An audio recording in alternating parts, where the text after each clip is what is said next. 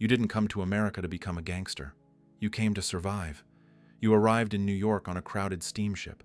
Hundreds of other Italians were on board. The journey across the Atlantic took weeks. The smell of salt, sweat, and sickness never left the ship. But none of that mattered, because in your head, America was different, a place where a poor man could become someone. But the first thing America gives you is hunger. You live in a cramped apartment on the Lower East Side. 6 men share one room. The walls are thin. The air smells like cheap wine and cigarettes. Outside, the streets never sleep. During the day, you work construction. Long hours, heavy stones, little pay. Sometimes the foreman doesn't even bother paying you the full amount. And what can you do? You're just another immigrant with no power. Very quickly, you learn something about this city. There are only 2 kinds of people in New York: those who get pushed around, and those who do the pushing. One night after work, you stop by a small Italian bar. Sometimes you wash glasses there for a few coins. The place is loud. Men arguing over cards. Someone laughing too hard. The bartender yelling in Italian. Then the door opens, and the entire room goes quiet. 3 men walk inside. They aren't loud. They don't need to be. Dark suits, polished shoes, calm movements. The kind of men who know no one in this room would dare challenge them. The bartender leans toward you. He whispers quietly, "Don't stare at them." But you do. And one of them notices. The man slowly walks to the bar. He studies your face. He sees the bruised knuckles from work, the tired eyes, the desperation. "You are new here," he says. His Italian accent is thick.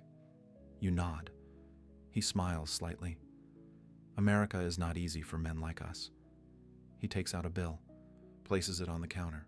It is more money than you earn in an entire week. Then he says something that will change your life. "There is another way to live in this city." He slides the money toward you. "If you want real work, come tomorrow night."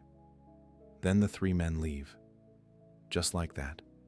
The bar slowly comes back to life, but you can feel every eye in the room watching you. One of the old men at the table leans toward you. He mutters quietly, "Be careful, kid. Those men are the Mafia." The next night, curiosity wins. You follow the address, a dark warehouse near the docks. Inside, the same men are waiting, but now they are not alone. Several others stand around the room.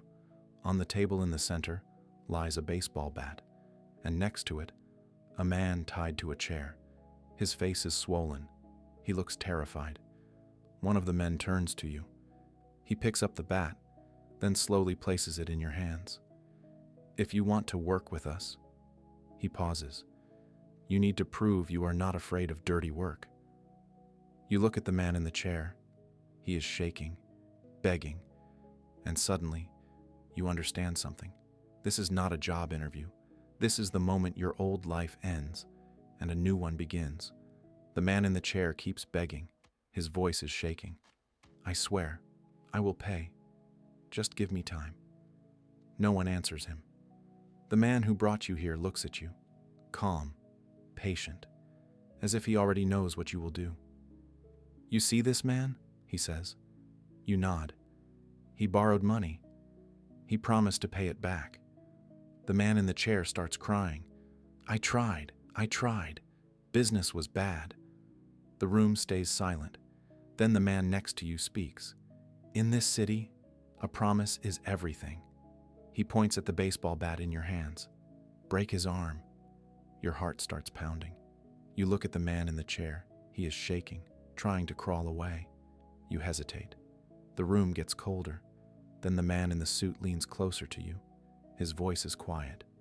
"If you cannot do this, you are useless to us." No anger, no threat, just the truth. And suddenly you understand something. In this room, no one is coming to save that man. And no one is coming to save you either. You lift the bat. The man screams. The sound of the strike echoes through the warehouse. Then silence. The man collapses back into the chair. breathing heavily, still alive. The man in the suit nods. Good. He reaches into his pocket and hands you a thick envelope. You open it slowly. More money than you have ever held in your life. For one night of work. You look up. The man smiles. Welcome to the family. But the night is not over. He points toward the door. Come. Outside, the streets of New York are dark. Rain falls softly on the pavement. A black car is waiting. You sit in the back seat with the others. The engine starts. One of the older men lights a cigarette. He looks at you, studies your face. You did well tonight, he says. Then he laughs quietly. But remember something, kid. Tonight was the easy job. You drive through the silent streets, past bars, past dark alleyways, past men who disappear into the shadows. Then the car finally stops. A large building stands in front of you, a restaurant, but something feels different, too quiet, too guarded.